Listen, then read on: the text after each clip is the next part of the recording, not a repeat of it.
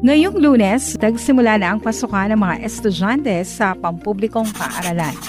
Batay sa inaasahang total enrollment for school year 2026-2027, aabot ng 26 hanggang 28 milyon ang mga estudyante. Ibinahagi rin ni DepEd Assistant Secretary for Operations, Jocelyn Andaya, na batay sa direktiba ni Pangulong Ferdinand Marcos Jr. at Education Secretary Sonny Angara, kinakailangang maihanda ang mga public schools sa opening of classes. At tuwing paghahanda sa pagbubukas ng klase, bahagi na ang katawagang Brigada Eskwela sa bansa. Ang Brigada Eskwela o kilala bilang National Schools Maintenance Week ay taunang programa ng Department of Education na ginagawa isang linggo bago magsimula ang klase. Sa ilalim nito, nagtutulong-tulong ang mga guro, magulang, komunidad at pribadong sektor para ayusin ang paaralan sa pagbubukas ng panibagong school year. Ngunit nahaluan ito ng negatibong impresyon dahil tila tinatakasan ng pamahalaan ng responsibilidad nito sa taong bayan sa ngalan ng volunteerismo. Sa Facebook post ng photojournalist na si Jimmy Domingo noong May 29, binansagan niyang big scam ang Brigada Eskwela. Anya, Brigada Eskwela of DepEd Philippines is a big scam. Why place the burden in a false sense of volunteerism to teachers, employees, and parents in fixing school grounds and facilities when you have billions of pesos at your disposal? Makes sense, di ba? Magandang pag-isipan at masuri ang paliwanag mismo ng gobyerno. Sa pondo kasi ng Marcos Jr. Administration sa sektor ng edukasyon sa 2026 General Appropriations Act, umabot sa 1.345 trillion pesos ang halaga na nailaan na budget sa DepEd na kauna-unahang pagkakataon na nagkaroon ng ganito kalaking pondo ang DepEd.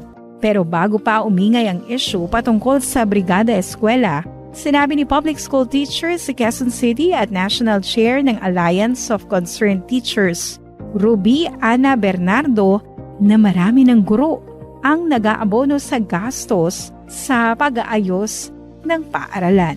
Sa sariling pag-aaral umano ng ACT, nasa 75 na teacher responders ang nagsabing gumastos na sila at humuhugot sa sariling bulsa. Maisaayos lamang ang mga dadatnan ng mga estudyante sa pagsisimula ng school year. Subalit sa kabila ng malungkot na katotohanan na ito, aminado sa Teacher Ruby na magandang bagay pa rin ang pagsasagawa ng Brigada Eskwela, pero dapat hindi ito maging dahilan para makalusot o makatakas ang gobyerno sa pangunahing tungkulin nito. Ilan sa mga ito ang pagsiguro na mayroong sapat na silid-aralan para sa mga mag-aaral.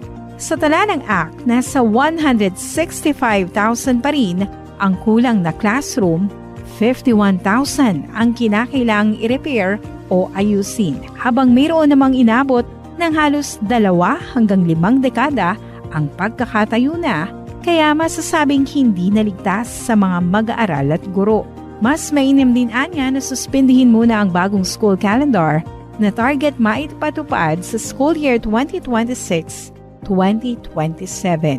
Batay sa DepEd Order No. 009 Series of 2026, ang school year 2026-2027 ay mahati sa 3 termino na binubuo ng 201 class days at magtatapos ito sa April 8, 2027. Kung tutuusin, maaring matingnan ng Brigada Eskwela na paraan ng pagpapaganda from the surface sa Philippine education sector.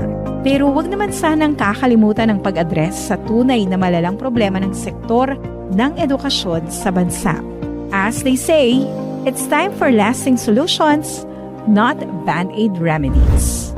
Para sa OMOK Trivia Vibes, ako po sa Jockey Magistrado Rubio ng DWWW 774, your ultimate music radio.